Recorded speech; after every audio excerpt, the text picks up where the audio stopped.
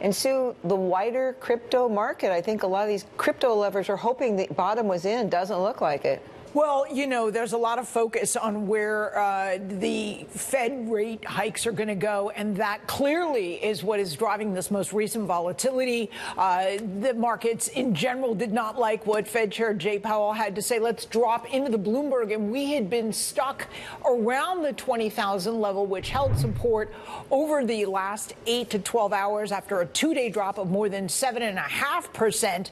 But as you look at the screen right now, you can see we've dropped back into the 19,000 level, and that's where a lot of the technical strategists will tell you real support is.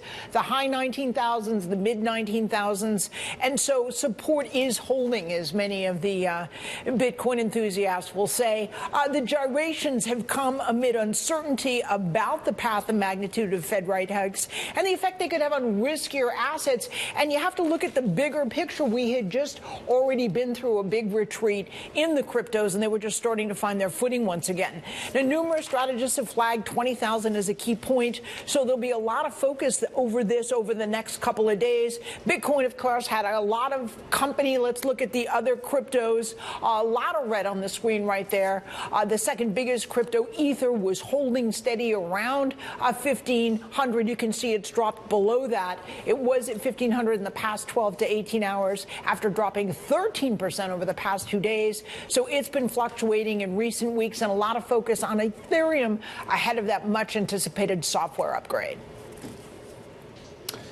Sue, meanwhile, there's starting to be a big divide in terms of how to position for the so-called merge. What's the story there? Yeah, the merge or software upgrade, that has been a huge discussion because this is something that many thought was never going to come. It was delayed for several years. Now it's scheduled for mid-September.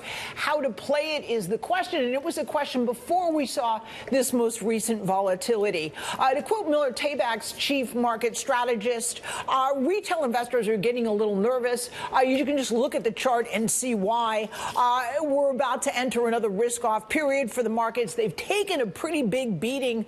Some retail investors down 70 or 80% in their holdings, so they could be taking some chips off the table, he says. However, the institutional investors and big firms, which were a little more sophisticated, are taking advantage of the dip to add Ether. Back to you.